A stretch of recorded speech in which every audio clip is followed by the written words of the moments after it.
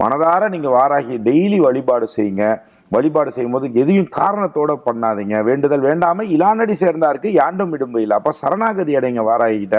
பண்ணும் பொழுது என்ன வழிபாடு பண்ணாலும் முதல்ல முதற்கடவுளான விநாயகர் பெருமானை தான் வழிபாடு செய்யணும்.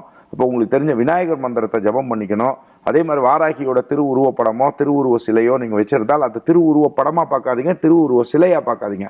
உங்கள் ஆற்றுல மீனிங் உங்கள் வீட்டில் வந்து ஒரு சுவாமி வந்து வீட்டில் குடியிருக்காங்கன்னு நீங்கள் நம்பணும்.